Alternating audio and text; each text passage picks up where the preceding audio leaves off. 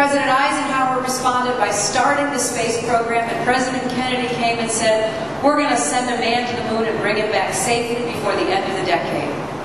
We not only set goals that managed to keep us in the leadership of the world when it came to our economy and our strong military and all that we cared about in science and research, we set goals to dismantle segregation and improve health care for our elderly and our poor. I mean, we did so much that I think all of us have benefited from.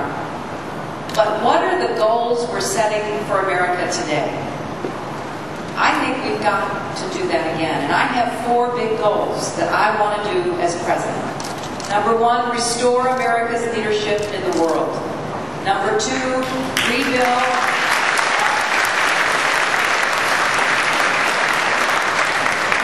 rebuild the economy to support a strong and prosperous middle class.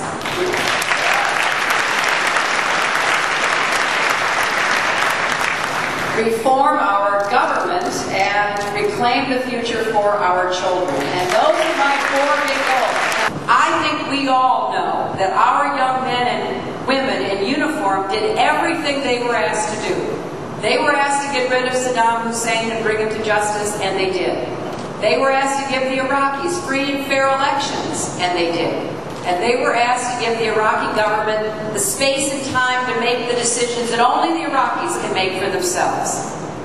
But there is no military solution. So our young men and women are basically refereeing the Iraqi civil war.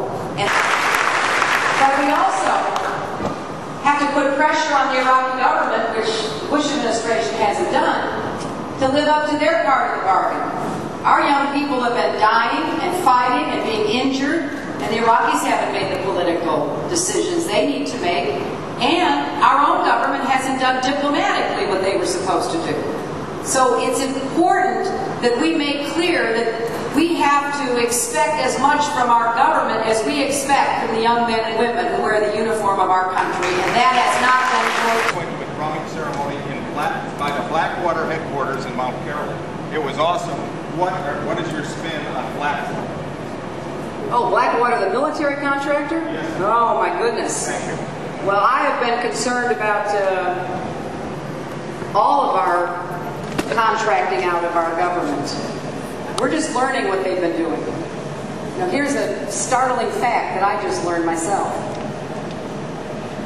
There are now more private contractors employed by the federal government than military and civilian employees combined.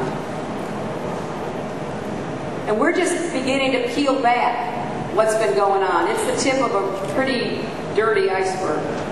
You know, when the Republicans were in charge of Congress, we couldn't get any information. Now that we finally have it back, we battle the Bush administration every day to get information. And this Blackwater incident is just one of the problems that we've had with Blackwater. So we're trying to rein them in. I was proud that the House passed a bill to put them under legal accountability. No one, anyone, no government, no corporation should be immune from liability to the law. And so we are moving in that direction. But that's why I say I don't think we know all the damage that this administration has done. You know, I was in Des Moines a few months ago, and I said, you know, I feel like I'm going to get in the Oval Office and lean over and pick up the rug and try to look underneath it. And, oh my goodness, look at the mess they've left.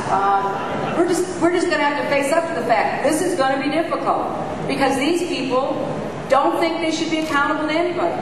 I mean, goodness sakes, we have a vice president who thinks he's the part of a 4th branch of government that consists only of him. I mean, I've never heard anything like it. So now people, like, you know, when I'm in these debates and everything, people say, well, what are you going to do to save Social Security? And a lot of them don't like my answer. Because I'll tell you, the first thing we have to do is get back to fiscal responsibility. If we had stayed on the path we were on, when Bill left office, we would have extended the life of the Social Security Trust Fund because George Bush has gone back into deficits with increasing, exploding debt. He's cut off 14 years. It's now back to 2041.